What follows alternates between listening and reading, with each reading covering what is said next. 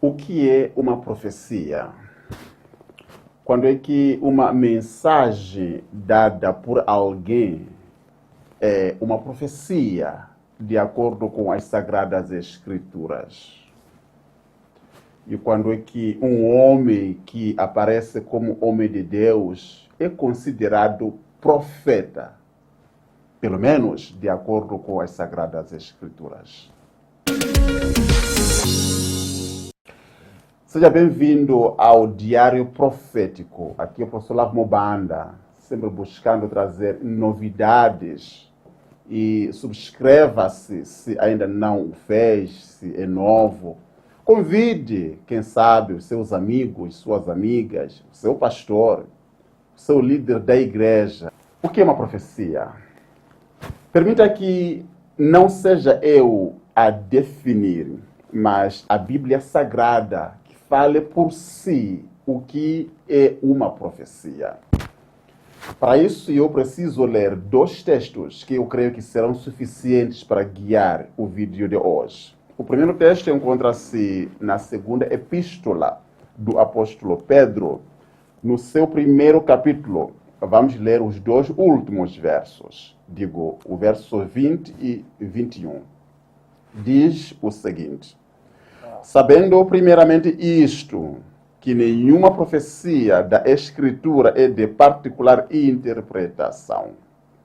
Porque a profecia nunca foi produzida por vontade de homem algum, mas os homens santos de Deus falaram inspirados pelo Espírito Santo.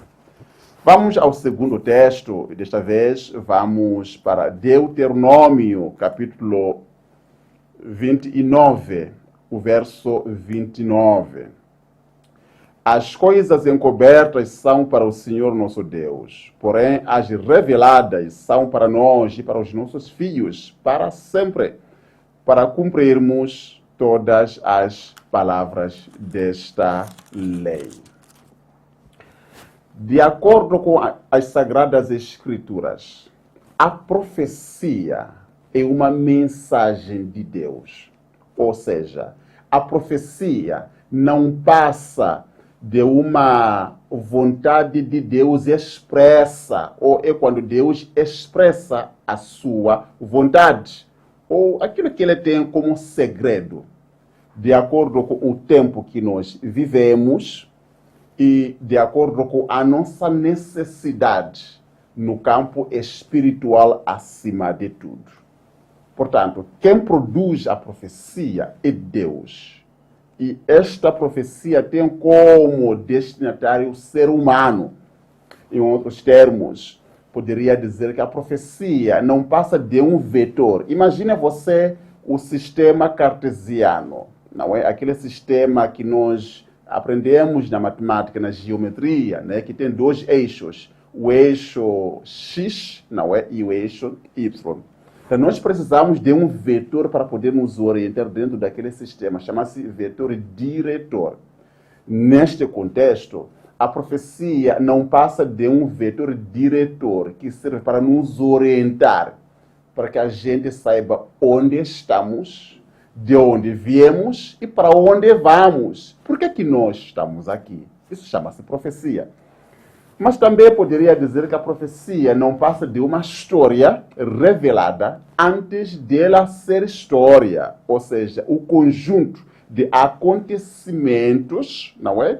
Então, que Deus adiantou, anunciando neste caso, mas antes de se cumprir, antes de correrem ou de ocorrerem, percebem? Isso chama-se profecia. Toda profecia divina ou profecia das Sagradas Escrituras passa por três estágios. O primeiro estágio chama-se produção da profecia. Deus tem uma mensagem. Como nenhum homem consegue sondar a mente divina, então Deus precisa revelar esta mensagem. Portanto, chama-se revelação. Percebeu? Deus tem esta revelação, produziu uma profecia, tem uma novidade, uma mensagem, um ensino, uma instrução, uma admoestação, ou uma promessa que ele precisa transmitir aos seres humanos. Então, chama-se revelação, a produção da mesma. Agora, ela passa pelo segundo estágio, chama-se inspiração. Nós precisamos da intervenção do Espírito Santo para que possamos compreender a mensagem de Deus. Portanto, ele é um inspirador. O que ele vai fazer?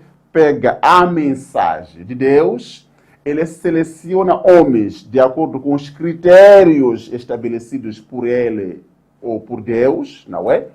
E então, escolhendo esses homens, então ele transmite, os inspira. Então, chama-se inspiração. Uma vez inspirado, ele é capacitado para poder ouvir sem ecos ou sem erros, para poder ver sem erros e para poder registrar se a sua influência ou se uma tendência humana. A terceira chama-se iluminação. Iluminação é dada pelo mesmo agente que é o Espírito Santo. É para o leitor, é para o pesquisador, é para aquele que está a meditar, aquele que lê, aquele que estuda as Sagradas Escrituras. Ele precisa de um discernimento espiritual, de uma iluminação, compreensão da palavra inspirada, que é uma revelação de Deus, para que então possa ter uma interpretação correta. E este processo todo envolve pelo menos 5 agentes. De acordo com Apocalipse capítulo 1, verso 1 a 3, existem 5 agentes por detrás de toda a profecia bíblica, de Gênesis até Apocalipse. E quais são? O primeiro agente chama-se produtor de uma profecia. E segundo o texto, a epístola de Pedro, diz que quem produz a profecia é Deus. Portanto, Deus é o produtor, Deus é o revelador da profecia. O segundo elemento nessa história toda chama-se Espírito Santo. Não é? Ele é o inspirador. Pega a mensagem, seleciona os homens que ele qualifica, não é que ele vai influenciar e vão registrar essa profecia, vão transmitir esta profecia. Portanto, chama-se inspirador e o Espírito Santo. O terceiro elemento é Jesus. Jesus é o revelador, ou seja, por detrás de toda a profecia bíblica existe uma figura messiânica, ou Cristo. Por isso que as profecias, todas elas, não são profecias cristocêntricas. O que significa isso? Significa que Jesus Cristo é o centro de todas as profecias, de Gênesis até Apocalipse. Todas elas gozam da chamada cristocentricidade. Jesus Cristo é o centro da mensagem profética. Todos os profetas nunca falaram na conta própria sobre suas vidas, o que tem, o que não tem. Nunca exibiram a vida pessoal, suas conquistas, sua fama. O seu ego sempre foi neutralizado pela ação do Espírito Santo. Então, todos aqueles homens que você conhece vão aparecendo gritando, não é? São mais conhecidos do que o próprio Jesus. Então, desconfie. E o quarto elemento, qual seria? Anjo ou anjos. Segundo Apocalipse capítulo 1, versos 1 a 3, nós temos aqui anjos como mensageiros celestiais que são enviados. Eles, então, comunicam-se com os seres humanos, transmitem esta mensagem. Portanto, eles são transportadores, não é? São mensageiros celestiais da mensagem profética.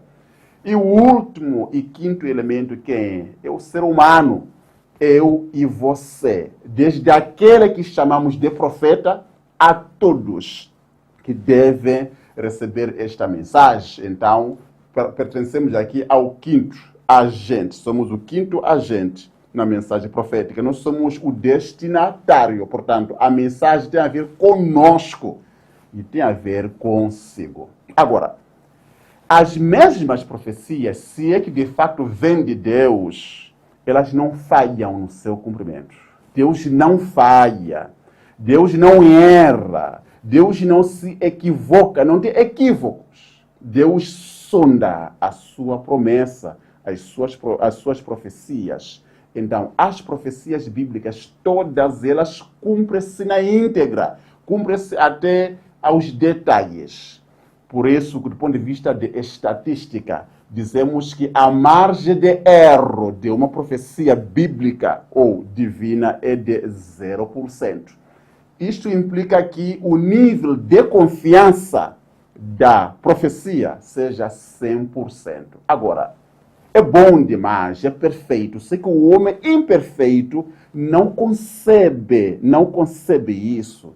Daí que alguns sábios, gênios, vultos da nossa história da humanidade começam a desconfiar que há qualquer coisa de fraude por detrás, porque estão acostumados às previsões humanas.